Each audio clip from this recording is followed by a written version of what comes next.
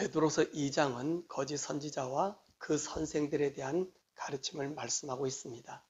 거짓이란 말은 참을 호도하여 참된 것을 무색해 함으로 거짓을 믿고 따르게 하는 일체 행위들을 말합니다. 거짓은 모두 마귀적이요 사탄입니다. 거짓 선지자들은 복음을 변절시키는 이단자들이라고 말씀하고 있습니다. 이단은 끝이 다르다라고 합니다. 하지만 이단은 끝만 다른 것이 아닙니다. 믿음과 삶과 행동 방식 그리고 교리 자체가 완전히 다르지요. 더욱이 성경을 완전히 다르게 가르치는 것이 이단입니다. 예수님을 가르치나 다른 예수를 가리키고 성령님을 가르치나 다른 영을 가르치며 하나님을 가르치나 우리가 믿는 창조주 하나님 여호와를 가르치는 것이 아니라 자신들이거나 자신이 만든 그 신을 가르치는 것입니다. 그러므로 이단은 근본적으로 다릅니다. 하지만 이들은 자기들의 세력을 확보하기 위해서 예수님을 이용하고 성령님을 이용하고 성부 하나님을 이용하고 천국과 지옥을 이용하며 거짓된 종말론을 가르치는 것입니다. 첫 번째로 사도 베드로는 이단을 이렇게 정의하고 있습니다. 1절을 보니까 사신주를 부인하는 자들이다. 이는 우리 죄를 위하여 십자가에 달려 죽으신 예수님의 부활을 부인하기 때문에 그렇습니다. 2절에 보니까 진리의 도를 비방받게 하는 자들이라고 얘기했고 3절은 지어낸 말을 하는 사람들로서 성도들을 유인하여 자신의 탐심을 채우는 자들이라고 정의하고 있습니다.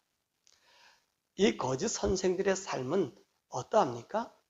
이 거짓 선생들이 이단 사상을 끌어들입니다.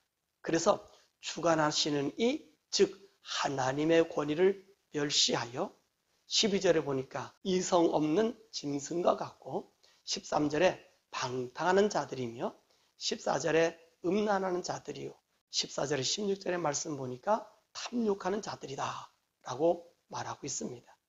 세 번째로 이 거짓 선생들의 교훈은 17절에 보니까 물 없는 샘으로 광풍에 밀려가는 안개와 같고 18절 허탄한 자랑을 하여 허무맹랑한 말을 하며 19절 자유를 줄 수 없는 자들의 교훈이다 라고 말씀하고 계십니다.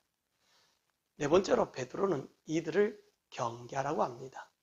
19절의 말씀 보니까 포섭된 자들은 그들의 종이 되기 때문에 20절에 예수님의 구원을 알다가 빠지면 훨씬 더 악하게 되므로 22절 개와 돼지 같은 인생이 된다고 말씀하고 있습니다. 다섯 번째로 거짓 선지자들과 선생들에게 주어지는 형벌은 4절 범죄한 천사 즉 사탄처럼 지옥에 빠지고 5절 노아 홍수 때처럼 심판을 받으며 그리고 6절 소돔과 고모라 성이 유황으로 망했듯이 불심판을 받게 된다고 말하고 있습니다. 여섯 번째로 그러면 성도는 어떻게 살아야 합니까? 우리 성도들은 이 이단 사상을 배격하고 우리는 9절의 말씀에 경건한 삶을 살라고 말씀하고 계십니다. 이 경건한 삶은 하나님의 속성에 참여하는 삶입니다. 또한 이 경건한 삶이 없이는 하나님의 나라에 들어갈 수 없습니다. 그래서 하나님은 우리 인간에게 이 경건함을 살라고 요구하고 계십니다. 아담과 하와에게 요구하셨습니다. 노아에게 요구하셨습니다. 아브라함에게 요구하셨습니다. 또한 다윗에게도 요구하셨습니다. 뿐만 아니라 우리 예수님께서도 우리에게 이 거룩한 삶을 살라고 요구하신 것입니다. 우리가 이렇게 거룩한 삶을 살아가는 것이 진리에 서서 이단을 경계하는 말씀이라고 베드로전서 1장 12절에 말씀하고 계신 것입니다. 말씀을 맺으면 우리는 거짓 선지자 또는 거짓 선생, 거짓 목회자를 조심해야 합니다. 우리의 구원은 목회자가 책임져 주지 않습니다.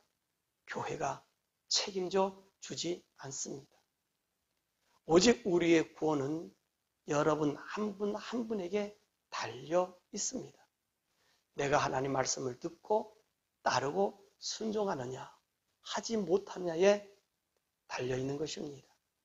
그러므로 항상 성령님과 동행하시면서 예수님의 말씀을 상고하며 예수님의 발자취를 따라갔던 제자들의 삶을 또한 우리도 함께 따라 살아서 우리의 구원이 온전히 이루어 천국의 영원한 복락을 누리시기를 주님의 이름으로 축원합니다.